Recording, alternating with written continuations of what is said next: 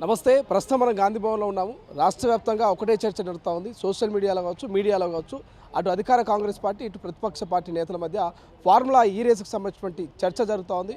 ఇక మొన్న మనం చూస్తున్నాం, కేటీఆర్కి సంబంధించి ఏసీబీ ఆఫీస్ దాకా 300 మీటర్ల దూరం వరకు వెళ్ళి రిటర్న్ వచ్చాడు. నా లాయర్ని పంపిస్తేనే ఇద్దరు విచారణకు హాజరవుతాం, లేకపోతే హాజరు కానటువంటి మొండికేసే ప్రయత్నం చేస్తారు. ఇంకోవైపు లొట్టపీస్ కేసు అని ఇక చాలా కామెంట్స్ వినిపిస్తున్నాయి. పునా కైలాష్ నేత ఉన్నారు, Congress party TPCC general secretary, మాట్లాడే ప్రయత్నం చేద్దాం. అన్న, ఎట్లా అనిపిస్తున్నది? ఒక ఆయనేమో లొట్టపీస్ కేసు అంటున్నాడు, ఇంకా ఆయనేమో తుపేల్ కేసు అంటున్నాడు. ఈ కేసును చూస్తే ఏమనిపిస్తుంది? ఇప్పుడు కేటీఆర్కు గడపర దిగింది కింది నుంచి పైదాకా, కాబట్టి ప్రతి సందర్భంలో తనకేం సంబంధం లేదని, ఇప్పుడు దొంగ అన్నట్టు దొంగతనం జరిగింది వాస్తవం, 41 కోట్ల రూపాయలు బదిలీ జరిగింది వాస్తవం, అక్కడ క్యాబినెట్ అప్రూవల్ జరగలేదన్నది వాస్తవం. రెండోది అపనంగా దోచిపెట్టి ఆ సంస్థ గ్రీన్కో సంస్థ ద్వారా దాని అనుబంధ సంస్థలకు మొత్తం ద్వారా ఏం చేసిండు, ఎలక్ట్రల్ బాండ్ రూపంలో తీసుకుండు. కిడ్ ప్రో జరిగినటువంటి పూర్తి బాధ్యత కేటీఆర్దే. కాబట్టి ఇవాళ ఏం జరుగుతుంది, తెలంగాణ రాష్ట్రంలో ప్రజల ముందు మనం ఏ రకంగానైనా జరిగినటువంటి దొంగతనం తన మీద పడొద్దు, కాబట్టి ప్రజల ముందు పలసన కావద్దు. టీఆర్ఎస్ పార్టీ పని అయిపోయింది. ఎమ్మెల్యే ఎలక్షన్లో ఓటమి జరిగింది, ఎంపీ ఎలక్షన్లో ఓటమి జరిగింది. ప్రజలలో ఇవాళ వాళ్ళకు 4 ఓట్లు రావాలంటే ఏం చేయాలి అంటే మొగిని కొట్టి మూసాలకు ఎక్కాలి. జరిగినటువంటి అవినీతిలో భాగస్వామ్యం ఉందా లేదా అని ఎవరు తెలుస్తారు? కోర్టు తెలుస్తుంది. ఏసీబీ అనేది ఏంటిది, మన జేబు సంస్థ కాదు. మీరు గతంలో కూడా అనేక ఏసీబీ సోదాలు జరిగినాయి, అనేక మంది మీద రైళ్లు జరిగినాయి. అప్పుడు కూడా ఈ రకంగా చేసినటువంటి భావన ఉందా? నేనేమంటున్నా అంటే, ప్రభుత్వంలో ఉన్నప్పుడు ఒక మాట, ప్రభుత్వం దాటిన తర్వాత ఒక మాట ఏదైతే ఉన్నదో, ఇవాళ రాజకీయ స్వలాభం కోసం తెలంగాణ పోలీసు యంత్రాంగాన్ని అవమానపరిచేటువంటి పద్ధతి లోపల మాట్లాడుతున్న తీరుని తెలంగాణ సమాజం గమనిస్తూ ఉంది.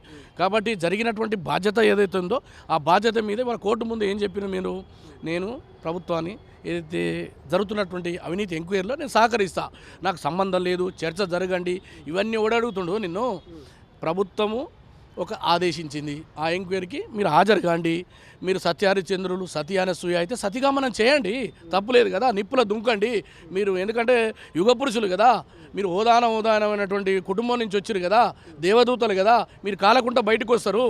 కాబట్టి ఇటువంటి ఏదైతే ప్రజలని, తర్వాత రాజకీయ పార్టీలని, పోలీసు యంత్రాంగాన్ని, ప్రభుత్వాన్ని అవమానపరిచేటువంటి పద్ధతి లోపల ఇలా మాట్లాడుతున్నా అంటే ఇది ఏంటంటే, దొర ఏందిరో వాని పీకుడు ఏందని వెనకట తెలంగాణ ప్రజలు బారుకురు. ఇప్పుడు ఈయన ఏమంటున్నాడంటే ఏసీబీ ఏందిరో ప్రభుత్వం ఏందిరో అన్నట్టుగా మాట్లాడుతూ ఉన్నాడు. కాబట్టి ఇది ప్రభుత్వం తీసుకునేటువంటి చర్యకు నువ్వు బాధ్యుడిగా ఉండాల్సినటువంటి బాధ్యత ఉంటుంది. ప్రధానంగా అనుమానం వ్యక్తం చేస్తున్నాడు, ఏసీబీకి సంబంధించి కూడా అధికారుల మీద అనుమానం వ్యక్తం చేస్తూ ఉన్నాడు. అడ్వకేట్ లేకుండా లోపలికి వెళ్తే ఏమైనా తప్పుడు రికార్డ్స్ కూడా క్రియేట్ చేసే అవకాశం ఉంటుంది. పట్నం నరేందర్ విషయంలో ఇట్లా జరిగింది, స్టేట్మెంట్లు తప్పుడుగా రికార్డ్ చేసినటువంటి అలిగేషన్ బీఆర్ఎస్ నేతలు ప్రధానంగా చేస్తూ ఉన్నారు. ఇప్పుడు ఏసీబీకి ఉండేటువంటి అధికారాలు ఏసీబీకి ఉంటాయి. భారత రాజ్యాంగంలో కోర్టు అనేది ఫైనల్.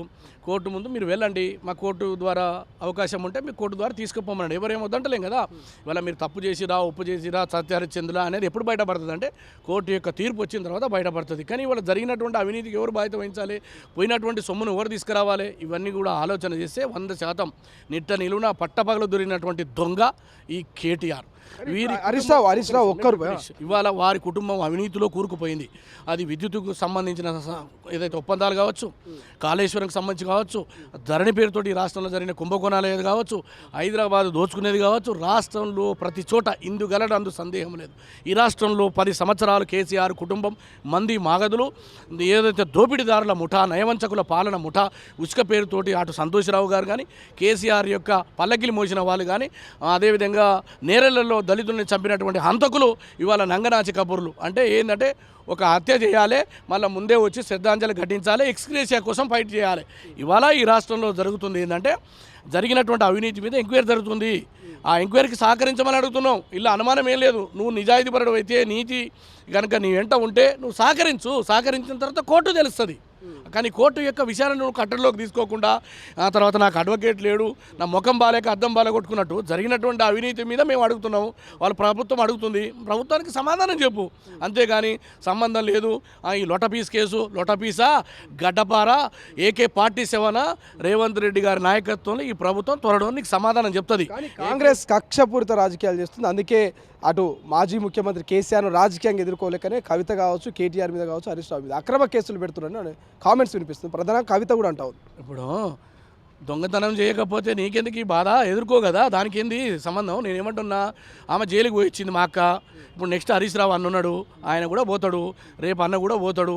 ఆయన వ్యాయామం చేస్తా. ఏ కేసులో పంపిస్తున్నారు హరీష్ రావుని? ఒక్క నిమిషం తేలుతుంది, అది కూడా తేలుతుంది. 4 రోజులు ఆగితే ఇప్పుడు ఎందుకంటే కుల్లా అంటారు చూసినావా, కాబట్టి పిల్లగాడు పుట్టింది కుల్లా ఎందుకు అని చెప్పేసి త్వరలోనే ఆయన కూడా బండారం బయటపడుతుంది.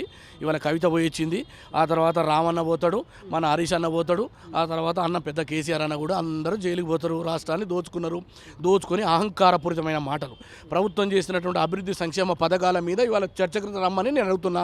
అది రైతు రుణమాఫీ కావచ్చు, పేద ప్రజలకు ఇచ్చేటువంటి 200 యూనిట్ల విద్యుత్కు సంబంధించి కావచ్చు, తర్వాత డబుల్ బెడ్రూమ్ కావచ్చు, ఉచిత బస్సు కావచ్చు. మీకంటే మేము బెటర్గా చేసినామని చెప్తున్నాము. మీకంటే మేము ఎక్కువ కోట్లు ఖర్చు పెట్టి 53,000 కోట్ల రూపాయలు ఒక సంవత్సర కాలంలో రేవంత్ రెడ్డి గారి ప్రభుత్వం ఖర్చు పెట్టింది. అది చర్చకు సిద్ధమా? 23 లక్షల మంది రైతులకు, అంటే 23 × 4 వేసుకున్న దాదాపు 90 లక్షల మందికి ప్రత్యక్షంగా ఉపయోగపడ్డది. 3,500 కోట్లతోటి ఇవాళ ఆర్టీసీ బస్సు మినహాయింపుకి ఏదైతుందో దాన్ని ప్రభుత్వం చెల్లించుకుంటూ పోతుంది. 500 గ్యాస్నే ఇవాళ ఇవ్వడం జరుగుతుంది.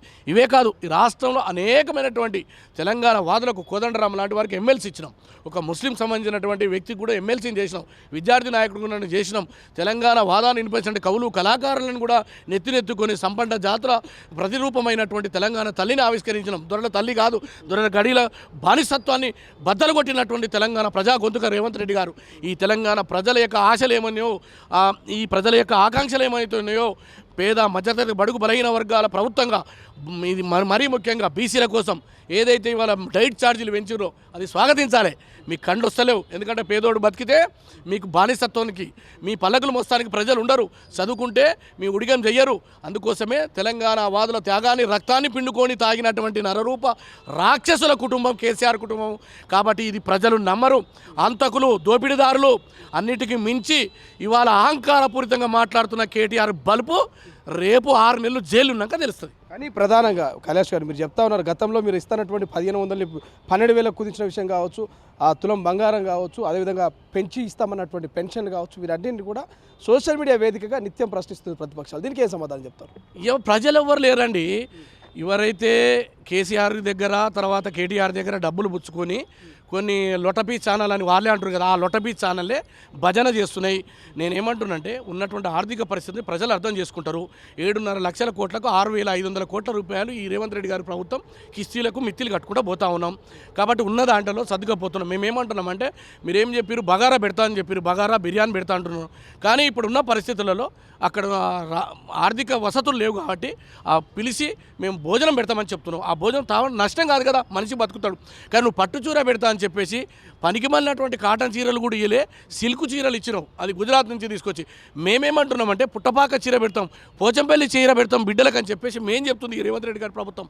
అందుకోసమే ఇవాళ వీరి యొక్క కుట్రలు కుతంత్రాలను తెలంగాణ సమాజం అర్థం చేసుకుంటుంది. ప్రజలందరూ కూడా రేవంత్ రెడ్డి గారి ప్రభుత్వానికి, కేసీఆర్ యొక్క అరాచకానికి మధ్య పోల్చి చూసుకుంటున్నారు. రైతులు ఏ రకంగా ఉన్నారు, మహిళలు ఏ రకంగా ఉన్నారు, నిరుద్యోగులకు సుమారు 55,000 ఉద్యోగాలు ఇచ్చినామండి. నువ్వు తగిన నోటిఫికేషన్ ఇస్తే అయిపోదు, వాళ్ళని తీసుకొచ్చి రిక్రూట్మెంట్ చేసి వాళ్ళకి జీతాలు ఇవ్వాలి. ఎవరైనా వేస్తారు, బొచ్చడి మంది ఏం చేస్తారు, కొబ్బరికాయలు కొట్టిపోతారు, కానీ దానివల్ల ప్రయోజనం లేదు. కాబట్టి ఇవాళ ఈ రాష్ట్రంలో సకల జాతులు, సంపన్న జాతులు చాలా సిరి సంపదలతో తులదూగే విధంగా మహిళలకు కానీ, అణగారిన వర్గాలకు కానీ, ఇంటిగ్రేటెడ్ స్కూళ్ళతో కానీ, రెసిడెన్షియల్ స్కూళ్ళని తీర్చిదిద్దే కార్యక్రమం మా ముఖ్యమంత్రి చేస్తుంటే ఇవాళ నువ్వు లొట్టపీస్ కేసు అని మాట్లాడుతున్నావు. నీకంత బలుపు, అహంకారం, కావరం ఏదైతుందో నీకు కాలమే సమాధానం చెప్తుంది. ఎవరమైనా సరే, నేను ఒక మాట మనం చేస్తున్నా, మీ తొలి వెలుగు ద్వారా నేనైనా లేదా మీరైనా ఎవరమైనా అహంకారంతో మరి బలుపెక్కిన మాటలు మాట్లాడి ప్రజల్ని, తర్వాత ప్రభుత్వాలని అవహేళన చేసినందుకు తగిన శిక్ష పడుతుంది. అది నేనైనా కావచ్చు రేపు. కాబట్టి ఇటువంటి మాటలు మాట్లాడుతున్న నీకు తగిన శిక్ష పడుతుంది కోర్టులో. అప్పటిదాకా ఎదుర్కోమని అంటున్నా ఈ కోర్టుని. Thank you so much. ఇది గతంలో కవిత జైలుకు వచ్చింది, తర్వాత ఇప్పుడు కేటీఆర్ పోతున్నాడు, రేపో మాపో హరీష్ రావు కూడా పోతాడు, ఆ తర్వాత మాజీ ముఖ్యమంత్రి కేసీఆర్ కూడా పోతాడు. అందరూ జైలుకి పోతాడు. అవినీతిని ఖచ్చితంగా చట్టం తర పరితానం చేసుకోకూడదు అంటూ కైలాష్ ఇస్తున్నటువంటి పరిస్థితి. కెమెరా పర్సన్ అజయ్తో శ్రీశైలం, తొలి వెలుగు, గాంధీ భవన్. ప్రపంచంలో ఏ మూల ఏ క్షణం ఏం జరుగుతుందో వేగంగా తెలుసుకోవడానికి తొలి వెలుగు వాట్సాప్ ఛానల్ని ఫాలో చేయండి.